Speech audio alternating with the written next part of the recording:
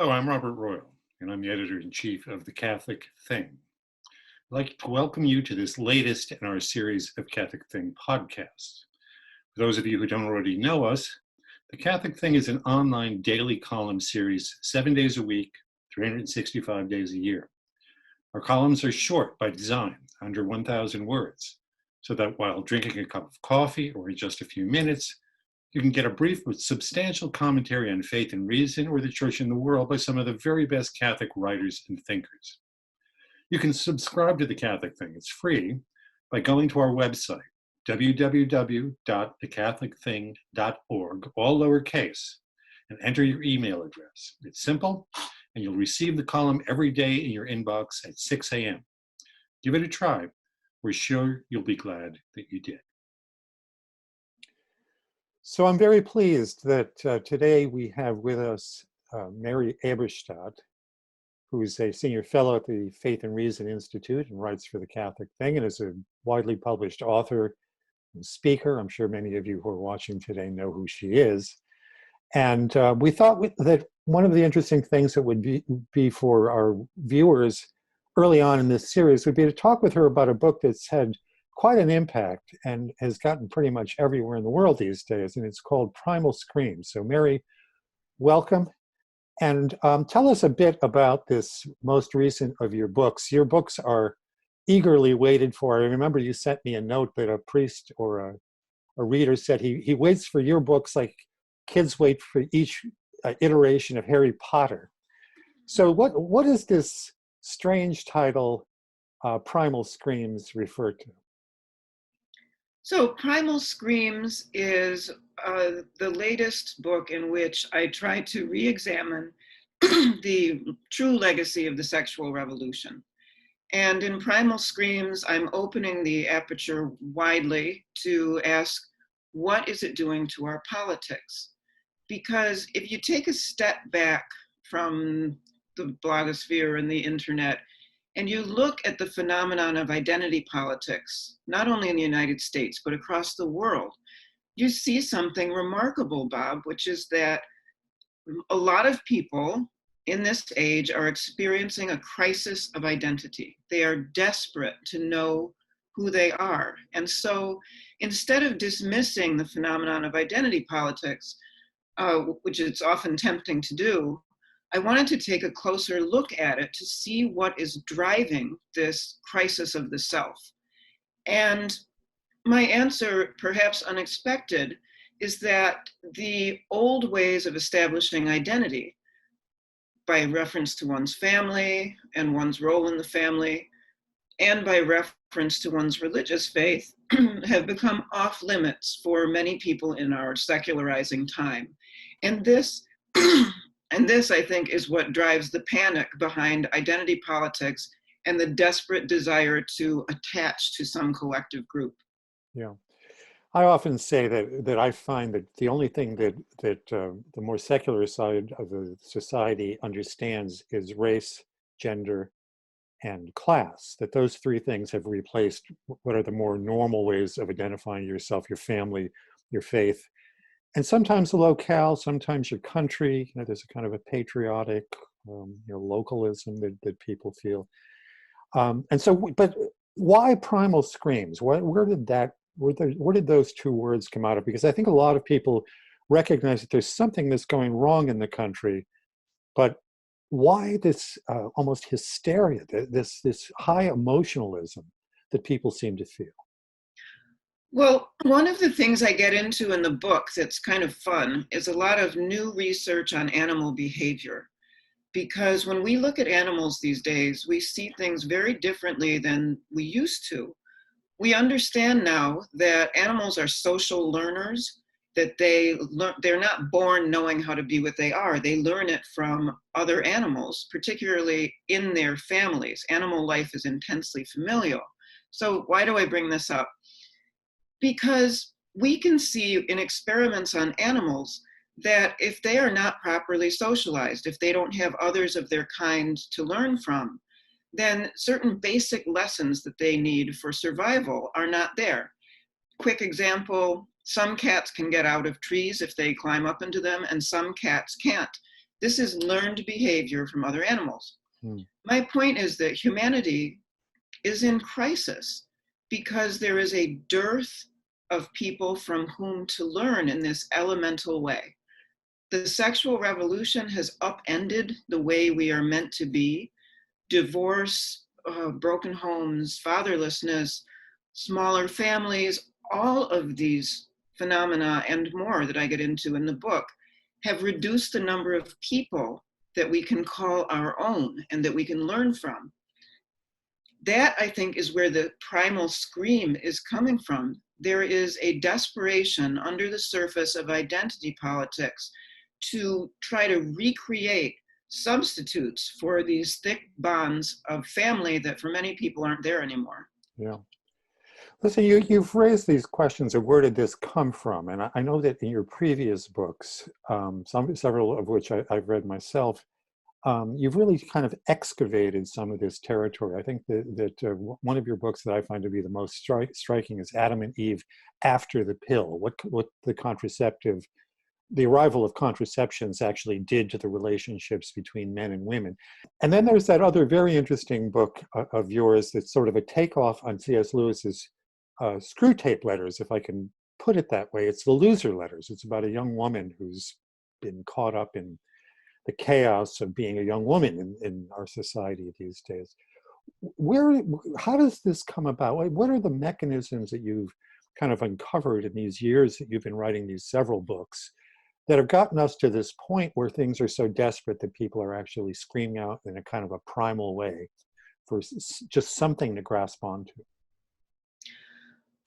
When all of this started, say in the 1960s, people might have had reason to be optimistic. I think people really didn't understand the wreckage that was straight ahead. And in the case of the Loser Letters, what I was trying to do was take issue with a very important story that we tell ourselves. By we, I mean the dominant culture, which is that religion is ebbing away because we don't need it anymore. We're too smart for that. We're too scientifically advanced for that. And I thought it would be more shocking to challenge that narrative by telling the story of an actual person. What would it be like to be a 20-something young woman with a bad romantic history who has just landed in rehab? And I wanted to tell it as a story because I hoped that the shock of recognition could be there to show the dark side of a secularizing world and a world where families are broken. So in that case, I thought fiction would be more effective. Yeah, and interestingly, that book was made into a play, wasn't it? It was. A playwright named Jeffrey Fisk, who adapted the Screw Tape Letters for stage, adapted the Loser Letters. President John Garvey at Catholic University kindly invited us to stage it and required the freshmen to see it. And it ran for 2 weeks in fall of 2016 and may run again somewhere, depending. Yeah, someday when the virus allows us all to crawl out of our bunkers and to be out in public again. Mm-hmm. What is it specifically about contraception, Mary? Because you focused in on the pill in that book about Adam and Eve After the Pill. What is it about contraception in particular that you think has kind of disrupted the type of identity that people used to have in the past, and is one of the things that is, I think, largely contributed to where we are right now? Well, it ostensibly makes men dispensable. That's one problem. What I find so paradoxical about this, Bob, is that the effects of contraception are not well understood. But if you read deeply in the literature, if you read deeply in, for example, popular women's literature, if you look at surveys about happiness and fulfillment, you see a decline across the last 5 or 6 decades, depending on what you're looking at. And so now we've come to a point where a lot of women, especially from the tonier venues of life, decide to go it alone. I mean, the women's fashionable magazines are full of talk about freezing your eggs and having a baby when you're ready to do it and when you're financially established. And the man, again, has become dispensable. This, once more, is a way of living for which we are not adapted at all. This atomized way of living that splits apart the man and the woman is bad for us. And I think in addition to the kind of anecdotal evidence I'm mentioning, I think we also see the fallout of this in the fact that many people, especially in middle age, are getting psychiatric diagnoses. Mhm. I don't know a single expert, or I haven't read a single expert who doesn't think that the rise in psychiatric trouble over the past few decades is real. It's not just that it wasn't diagnosed before, it's rising. Something like a quarter of the women in the United States who are in middle age are on some kind of psychiatric medication. Boy, So 1/4, that's quite shocking, isn't it? it is shocking. And so again, what I'm trying to do is illuminate a part of the fallout out there that I don't think has been adequately addressed. Mhm. And the funny thing is, to get back to the example of other animals, if we ran the kind of experiments on other animals that we run on ourselves, catastrophe would be the result, and we would be called out for doing it. One of the reasons that there aren't elephants in circuses anymore is that scientists have showed how terribly, familial and close their lives are. Baby elephants stay within 15 feet of their mothers for the first 8 years of life, for example. Wow. This is how animals are made. And if you disrupt those bonds in most species, dogs being an exception, you get some pretty catastrophic fallout. We see this very clearly when we look at other animals. This is the sort of thing that gives passion to the animal welfare movement. And yet we're doing to ourselves by atomizing ourselves and treating ourselves as if we're not social creatures. And I find that juxtaposition fascinating. Yeah, I think that there's a kind of a exaggerated Freudianism in all this, that there maybe in the Vienna of Freud, there was an overly oppressive kind of family structure. But I joke about this, but it's not all that funny, that if you think you get neurotic because your family is too close in, you should see what it's like when you don't have a family at all, when you don't get that human formation, that full human formation that we all really desperately need as beings that take a long time to mature and to actually learn about what it is that we should be doing with our lives as human beings. To Mary, give just one pragmatic implication of this, what does it mean in a world where fewer and fewer people have brothers and sisters, and fewer have a father in the house? I mean, for starters, what that means is that you have a lot of people out there with no familial experience of the opposite sex, for example. You have daughters and a mother in a home and no father, no brothers. I think this adds up to a lot of emotional illiteracy that's sort of free floating out there and that hasn't acquired a name yet. I'm trying to give it a name. mm-hmm. Mary, tell us a little bit about yourself. A lot of people in your books, maybe they don't know where you come from and how you got into this business. How did it all start for Mary Eberstadt? Oh, thank you, Bob. I grew up in a series of small towns in upstate New York. Actually, most of them were hamlets. We moved about a dozen times when I was a child. My stepfather was a manual laborer, so he would move for work. I have several siblings. And when I was 16 years old, I entered an essay contest and ended up in a 6-week program for high school. I'm not surprised, by the way. Thank you. It was at Cornell University's Telluride House, which is something that might be known to some people out there. It's a scholarship house. And the subject of the seminar was philosophy. I instantly fell in love. I ended up going to Cornell and majoring in philosophy and government. I did a double major there. And then I thought I'd go to philosophy graduate school. I took a year off just to see, because I was tired of school, frankly. And I moved to New York City and found out that people would pay me to write.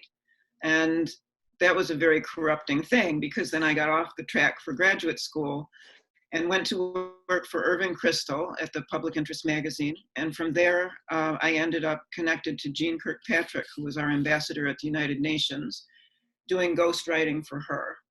And from there, I ended up in Washington, D.C., where I met my future husband.